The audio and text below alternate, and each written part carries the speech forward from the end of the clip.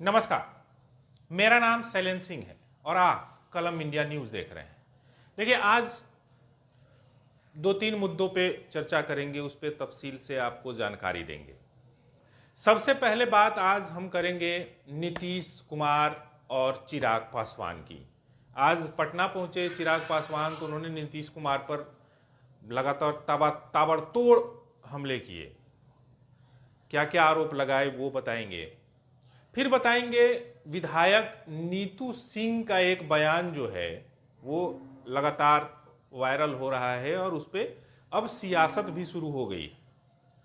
तीसरी खबर होगी आज केंद्र सरकार ने जो हमारे अंग्रेजों के ज़माने से जो कानून चले आ रहे हैं, आईपीसी की धाराएं चली आ रही हैं, उसको लेकर के एक बड़ा विधेयक जो है वो पेश किया गया है कि आगे आने वाले दिनों में उस पर उसको बदला जाएगा।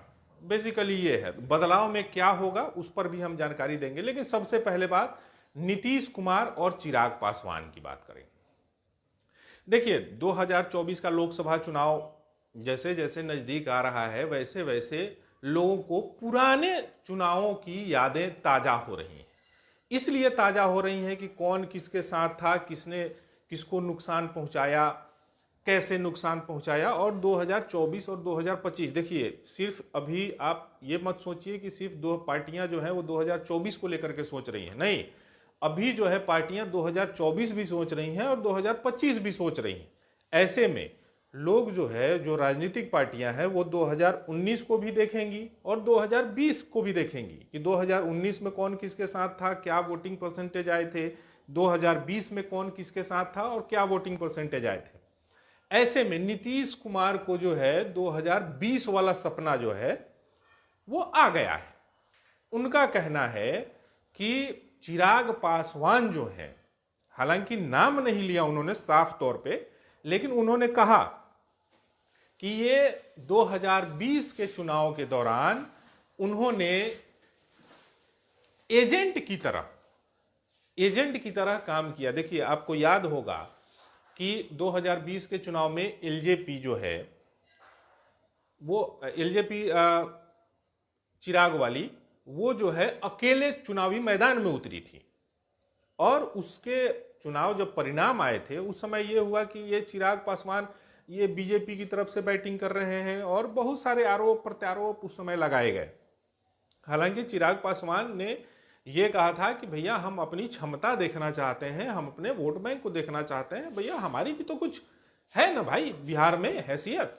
तो वो अपनी, देखिए हर पार्टी की अपनी अपनी विचारधारा है, सोच है, कब किसके साथ किसको जाना है वो अपने खुद तय करते हैं। तो उन्होंने 2020 में अकेले जाने का फैसला किया। तो उस दौरान का जो रिजल्ट आया वो बहुत अप्रत्याशित तरीके से बदल गया। अप्रत्याशित तरीके से कैसे बदल गया? तो उस समय बीजेपी जो है अच्छे खासे सीट आ गई बीजेपी को, आरजेडी को भी अच्छी खासी सीट आ गई। लेकिन सबसे ज्यादा नुकसान जो हुआ था वो नीतीश कुमार को हुआ था। अब इस पे जो है नीतीश कुमार ने तो बोल दिया कि भैया ये एजेंट की तरह काम किए, एजेंट की तरह, इसलिए वो बोल रहे हैं क्योंकि वो 73 से 43 पर आ गए और 43 पे आ गए। और ज्यादातर सीटों पे आप देखेंगे जब लोगों ने उस पर रिसर्च किया कि भैया इतनी सीटें क्यों घट गई, जेडीयू वाले भैया सीट कम आएगी तो रिसर्च तो करेंगे ही। तो उन्होंने रिसर्च किया तो उसमें पता चला कि ये जो चिराग पासवान की पार्टी के जो उम्मीदवार थे उन्होंने कुछ वोट काटे और कुछ वोट काटे तो वो जेडीयू के काट लिए, तो उनको नुकसान तो होना स्वाभाविक था। और ऐसे में वो 73 से 43 पर आ गए। तो इसी को लेकर के नीतीश कुमार को वो पुरानी बातें फिर से याद आ गई हैं। और याद क्या आ गई हैं, याद तो रहा ही होगा। देखिए, पॉलिटिकल पार्टी के नेता जो है वो बातों को भूलते नहीं है। तो उन्होंने ये बयान दे दिया कि भैया वो तो उस समय 2020 में एजेंट की तरह काम कर रहे थे। अब जो है जब चिराग पासवान पहुंचे हैं पटना तो उन्होंने नीतीश कुमार पर ताबड़तोड़ हमले किए। उन्होंने कहा कि चलिए खैर, उनको तो ये तो लगा नीतीश बाबू को कि भैया हम भी कुछ अपनी अहमियत रखते हैं, और बात में सच्चाई भी है। अब देखिए, चिराग पासवान की अपना एक अलग वोट बैंक है, मतलब उनकी पार्टी का एक अलग अपना वोट बैंक है, उनकी अपनी अलग फैन फॉलोइंग है, उनकी अपनी एक अलग, अब देखते ही हैं तामा झामा सब सारा कुछ तो रहता ही है, सब लोग देखते ही। आजकल सोशल मीडिया का जमाना है, लोग वीडियो देखते हैं, भैया लाखों लोग आ गए। अब आजकल कहाँ बिना पैसे के लाखों लोग पहुंच रहे हैं भाई किसी के कार्यक्रम में, लोग बस से भर भर के दूसरे दूसरे जिले से लोग लाते हैं। तो ऐसे में चिराग पासवान की फैन फॉलोइंग तो है ही, और हालांकि उसमें अब कितने वोटर हैं इसमें कौन जाए, लेकिन चिराग पासवान ने आज साफ साफ कह दिया कि भैया देखिए 40 में से 40 सीटें तो एनडीए ला रही है। पिछली बार जेडीयू के साथ एनडीए थी, मतलब एनडीए में जेडीयू थी, लेकिन इस बार जो है वो महागठबंधन यानी इंडिया वाले में है, और चिराग पासवान जो है फुल्ली सपोर्ट इन एनडीए को कर रहे हैं, है ना। तो ऐसे में चिराग पासवान ने सीधे तौर पे बोल दिया कि भैया 40 की 40 सीटें हम लोग ला रहे हैं, है ना। और ये कुछ जवाब भी मांगे नीतीश कुमार से कि भैया ये बताइए वो बताइए, इसमें क्या किया उसमें क्या किया, क्या बिहार के विकास के लिए विशेष राज्य का दर्जा है, सड़क है, फलाना है, ढिमकाना है, इसमें क्या क्या किया आपने वो बता दीजिए। हालांकि अब उसमें देखिए राजनीतिक दल जो है वो आरोप प्रत्यारोप तो चलता ही रहता है, और वो आगे भी चलेगा। खैर इसको हम लोग आगे चर्चा करेंगे फिर कभी इसको लेकर के। लेकिन अब अगले मुद्दे की बात करते हैं, कांग्रेस। देखिए आजकल कांग्रेस जो है वो, कांग्रेस को लेकर के लोकसभा में राज्यसभा में क्या हुआ, विश्वास प्रस्ताव लाए गिर गया, दिल्ली विधेयक को लेकर के वो हुआ उसमें भी हार गए लोग, लेकिन सियासत लगातार जारी है। राहुल गांधी जो जिनकी सांसदी वापस आई तो लोग सोचे कि यार बैटिंग बहुत जबरदस्त करेंगे राहुल गांधी, है ना। हालांकि उन्होंने बोला भी बहुत शानदार, इसमें कोई दो राय नहीं है। राहुल गांधी ने भी जबरदस्त भाषण हुआ उनका, मोदी ने भी उनका जवाब दिया। इसी दौरान जो है राहुल गांधी को लेकर के कहा जा रहा है कि उन्होंने स्मृति ईरानी यानी बीजेपी की नेत्री हैं उनको जो है इन्होंने फ्लाइंग किस दे दिया। हालांकि अब इसके क्या साक्ष्य हैं क्या नहीं, लेकिन राजनीति लगातार जारी है, फ्लाइंग किस दे दिया। अब वो जो है दिल्ली वाली राजनीति जो है वो बिहार में भी होने लगी। कांग्रेस की एक नेत्री हैं, विधायिका हैं, विधायक हैं, तो उन्होंने नीतू सिंह, उन्होंने कह दिया कि भैया अब बूढ़ी पर जो है, बूढ़े इंसान पर जो है वो राहुल गांधी क्यों फ्लाइंग किस देने लगे भाई। अब बताइए कि अब राहुल गांधी इनके इतने बड़े नेता, स्मृति ईरानी बीजेपी की बड़ी नेत्री, है ना, ऐसे में ये नीतू सिंह कूद गई है भैया। हालांकि ये कांग्रेस का इतिहास रहा है, उनके मल्लिकार्जुन खड़गे हों, चाहे सोनिया गांधी हों, राहुल गांधी तो बयान की वजह से ही बेचारे सांसदी चली गई थी, अब सांसदी वापस आ गई। तो कांग्रेस के कई नेता जो है ऐसे बयानबाजी करते रहे हैं, सजा भी भुगतते रहे। राहुल गांधी खुद सजा भुगत रहे थे, है ना। अब सांसदी चले जाना मतलब समझ रहे हैं, एक सांसद बनने के लिए क्या क्या नहीं करना पड़ता है, और जो है सांसदी चली जाए। तो नीतू सिंह कूद गई। अब हम आपको बताते हैं कि नीतू सिंह का राजनीतिक इतिहास क्या है।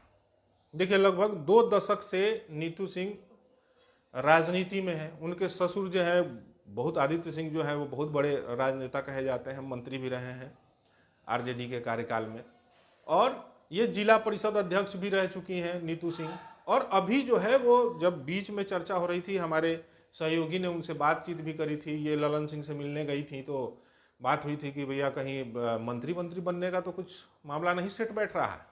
तो ये मंत्री को लेकर के भी चर्चा चल रही है कि ये मंत्री भी बन सकती हैं अगर एक्सपेंशन होता है तब, है ना। क्योंकि देखिए कांग्रेस की तरफ से 2 सीट मांगा जा रहा है कि भैया हमारे 2 एमएलए को मंत्री बनाइए, मतलब 2 लोगों को मंत्री बनाइए, है ना। तो ऐसे में हो सकता है कि नीतू सिंह का भी नाम शामिल, लेकिन अब ये जो है विवाद इनसे जुड़ गया है। देखिए विवाद जो है आप समझ लीजिए कि लोग, पॉलिटिकल पार्टीज के कई नेता जो हैं वो विवादित बयान दे करके सुर्खियों में बने रहना चाहते हैं। ऐसे कई नेता आपको नाम गिनवा दूंगा जो सोचते हैं कि भैया मीडिया के सुर्खी में आए कैसे, तो आए कैसे, तो भैया कुछ भी बोल दो, कुछ भी बयान दे दो, मोदी को कुछ भी बोल दो, राहुल गांधी को कुछ भी बोल दो। ये मैं एक पार्टी की बात नहीं कह रहा हूं, मैं कांग्रेस की बात नहीं कर रहा हूं, ये बीजेपी में भी कई ऐसे नेता हैं, कांग्रेस में भी कई ऐसे नेता हैं, आरजेडी में भी कई ऐसे नेता हैं जो सोचते हैं कुछ भी बोल दो, मीडिया में सुर्खियां। प्रोफेसर चंद्रशेखर का ही बयान देख ले, बीच में बहुत चला रामचरितमानस को लेकर के क्या क्या नहीं चीजें हुई, वो ठंडे बस्ते में चला गया। तो ये बयान जो है राजनेता अपने अपने हिसाब से बोलते रहते हैं, है ना। तो ये हालांकि किसी भी नेता को अमर्यादित नहीं होना चाहिए, क्योंकि देखिए पॉलिटिकल पार्टीज जो हैं वो जनता के लिए हैं। पॉलिटिकल पार्टी जब आप सरकार में जाइएगा तो भैया आप जनता के सेवक ही है ना, तो जनता का सेवक कीजिए, जनता के मुद्दे को उठाइए, जनता की बात कीजिए, है ना। बाद बाकी आप अमर्यादित बयान दीजिएगा, अनर्गल बयान दीजिएगा तो उससे क्या मतलब बनता है। अब इन्होंने उनको स्मृति ईरानी को लेकर के उल्टा पुल्टा बोल दिया, उससे क्या फायदा हो जाएगा। अब विकास की बात कीजिए, आप प्रोग्रेस की बात कीजिए, जो भी बात कीजिए, पढ़ाई की बात कीजिए, शिक्षा की बात कीजिए, ये सब बात कीजिए। आप ये सब अनर्गल बयानबाजी करने से क्या मतलब बनता है इसका। ऐसे में बयानबाजी नहीं करनी चाहिए। अब चलिए, अब तीसरा मुद्दा जो है,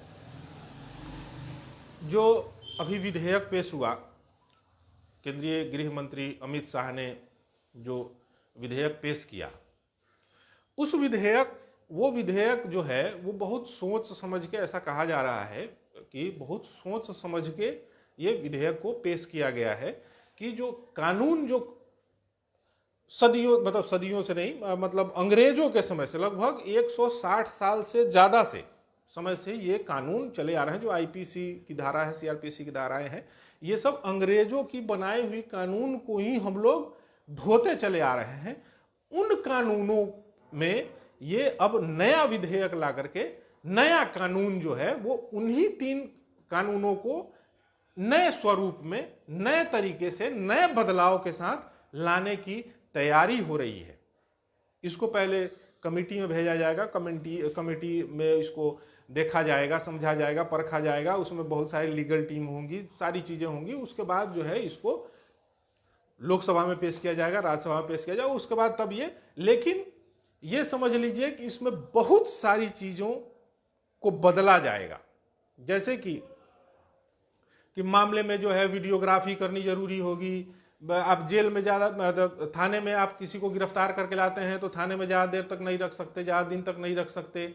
अगर मान लीजिए कि एफआईआर आपको करनी है, मान लीजिए कि मामला, अगर हम ट्रेन से जा रहे हैं, अब हमारा जो है कहीं सामान चोरी हो गया, तो भैया वहां पे मामला दर्ज होगा। मतलब कहीं का भी मामला कहीं भी दर्ज हो सकता है।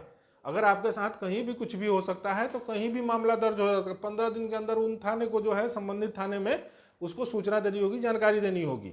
तो इसमें टाइम लिमिटेशंस जो हैं वो बढ़ा दिए जाएंगे। जो आम लोग हैं उनको सुविधाएं ज्यादा दी जाएंगी। यानी कि आप ये समझ लीजिए कि पुलिस वालों की जिम्मेदारी बढ़ जाएगी और आम लोगों की सुरक्षा बढ़ जाएगी।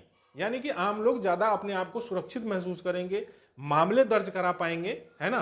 तो ऐसे में ये कानून मुझे लगता है कि बेहतर साबित, आने वाले दिनों में बेहतर साबित हो सकता है। चलिए आज के लिए बस इतना ही, लेकिन कल फिर किसी और मुद्दे पर चर्चा करेंगे, जानकारी देंगे, है ना। आप लोग भी खुशहाल रहिए, मौसम का आनंद लीजिए। मौसम भी अब धीरे धीरे ठंडा हो रहा है, बारिश हो रही है कई जगहों पे। हालांकि बारिश की वजह से कई जगहों पे जल जमाव की स्थिति है, तो ऐसे में प्रशासन को, नगर निगम को देखना चाहिए कि भैया ऐसी स्थिति ना हो। और हमारे 8 बजे का कार्यक्रम सत्तासाजी संग्राम देखना नहीं भूलिएगा, जरूर देखिएगा। और सुबह 8 बजे जाता है हमारा पेपर वाला कार्यक्रम, उसको भी जरूर देखिएगा, सराहिएगा, कमेंट कीजिएगा, है ना। कल तक के लिए नमस्कार। कलम इंडिया का है, सही हौसला बढ़ाते रहिए। धन्यवाद।